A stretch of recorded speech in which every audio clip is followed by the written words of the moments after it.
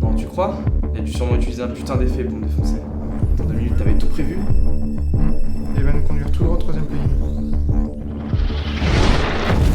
Putain mec, le plugin il est piégé.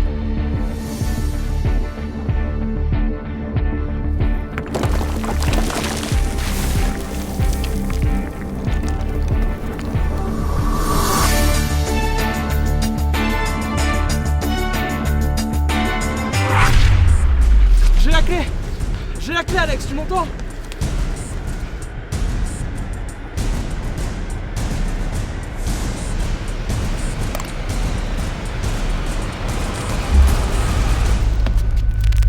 Lâche le plugin. T'as une solution Alex? Utilise la même technique contre lui. Je suis sûr que ça va être simple ça aussi. Alors pour cela, c'est très simple. Il existe plusieurs techniques pour faire léviter un objet comme utiliser un modèle 3D. Mais des fois, il n'est pas nécessaire de s'embêter à faire quelque chose de compliqué pour avoir un bon résultat. On peut pas juste détourer une image? Il serait bien entendu possible de faire un masque sur une photo et d'animer cette photo, mais le résultat risque d'être peu convaincant, même avec des particules car trop figées. Pour rendre le tout plus organique, une solution simple, le fil de pêche et le rotoscoping. Ok, je crois qu'on t'a perdu cette fois. Voici le plan d'origine. J'ai posé ma caméra sur un trépied et c'est en réalité une personne qui tire le sac attaché avec du fil de pêche. La personne pourrait tenir le sac directement avec ses mains, mais elle sera plus compliquée à masquer par la suite. J'ai ensuite demandé aux acteurs de sortir du champ pour faire un plan vide. Ah, le fameux clean plate. C'est bien, t'apprends vite. Grâce à ce clean plate, je vais pouvoir supprimer notre marionnettiste, j'ai nommé Clément, en le remplaçant par le plan vide. Je crée donc une composition avec mon plan dans After, je mets par-dessus le clean plate que je vais désactiver temporairement pour voir où je dois faire le masque. Mon clean plate toujours sélectionné, je prends l'outil plume et je fais un masque autour de Clément que je vais animer avec des points clés pour suivre les mouvements le long de son plan. Le fil de pêche va nous permettre d'avoir une marge d'erreur et de gagner du temps. Une fois le masque animé, je peux réactiver mon clean plate pour voir le résultat final. Pour adoucir les bords, j'augmente le contour progressif du masque et voilà, la séparation des deux plans est invisible. On peut mélanger cette technique avec d'autres astuces afin de rendre le tout plus convaincant, telles que l'utilisation du hors-champ, comme sur ce plan, où quelqu'un tire le sac de l'autre côté. L'avantage de cette technique est que le sac réagit réellement aux différents mouvements, comme on peut le voir avec les sangles sur ce plan. Ce sont ces petits détails qui font la différence. Ok, cool, pour une fois j'ai tout compris. J'ai pas fini, il reste un truc à faire. Ah, je me disais aussi. On peut en effet la jouer subtile en mode Jedi et s'arrêter là, ou donner un côté super pouvoir de la mort qui tue. J'ai donc rajouté une sphère d'énergie autour de la main de Bridge. Sur ce plan, Bridge bouge pas mal. Je crée donc un objet nul en faisant calque, créer, objet nul. Un objet nul? C'est un objet qui ne s'affiche pas sur le rendu final, mais qui peut être très utile pour y stocker des informations telles que les données de position. Dans notre cas, nous allons traquer la main de Bridge et transférer ces informations à notre objet nul. Pour cela, je sélectionne mon plan d'origine et je fais animation suivi de mouvement. La croix représente la valeur traquée, la petite boîte est la zone à traquer et enfin la grande boîte est la zone où le logiciel doit chercher sur l'image d'après.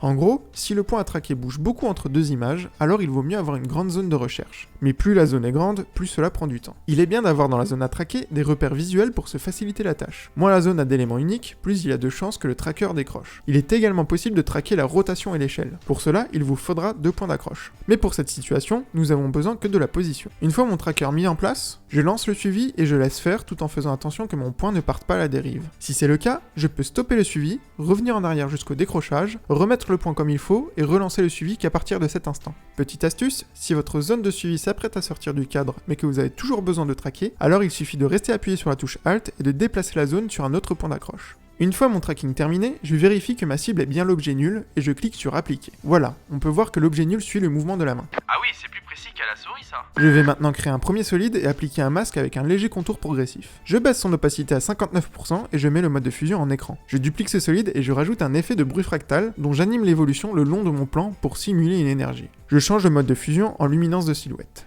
Je duplique à nouveau mon premier solide et j'augmente le contour progressif et l'expansion du masque pour créer un halo. Je copie ce masque que je mets en soustraction tout en diminuant son expansion pour que le centre ne soit pas trop lumineux. Je clone encore une fois le premier solide et je vais lui changer sa couleur en rajoutant l'effet remplir. Je lui rajoute un masque en soustraction avec un contour progressif pour créer une sorte de dégradé. Laisse-moi deviner. Tu dupliques le premier solide. Et oui, une dernière fois. Sur celui-ci, je vais remettre le contour progressif du masque à 0, puis le dupliquer pour le mettre en soustraction.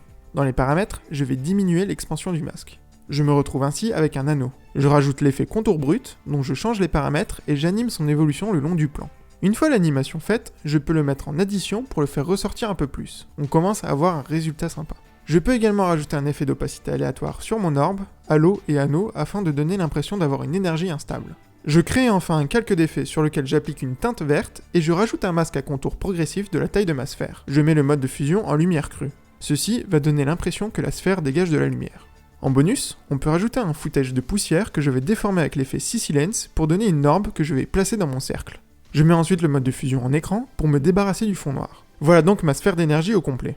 Une fois tous ces éléments en place, je vais les parenter. Je choisis donc de parenter tous mes calques, sauf le tracker et le plan d'origine, à mon orbe verte. Cela veut dire que si je change la position ou l'échelle de mon orbe, le reste va suivre. Pratique pour faire des changements de dernière minute. Et du coup, l'orbe verte, je l'attache à mon objet nul. Exactement. En faisant un lien avec l'objet nul, mon calque nommé orbe verte va suivre les mouvements de l'objet et donc de la main. Et vu que mes autres calques sont parentés à celui-ci, ils suivent le mouvement également. On peut encore rajouter, si on veut, une déformation et un petit flair pour donner encore plus d'impact à notre effet. Et voilà, tu peux maintenant le faire toi aussi.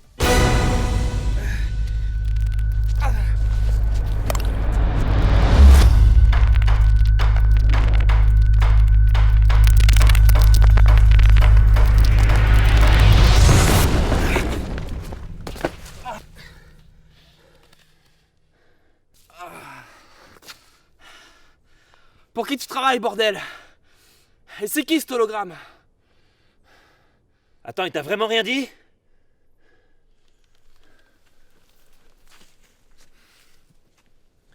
Bon, écoute, file-moi la clé et pars loin d'ici et de toute cette histoire. Ok? Ce sera mieux pour toi. Bonne nuit la clé. Va vraiment falloir que tu m'expliques, Alex. De toute façon, il peut rien faire, on a les deux.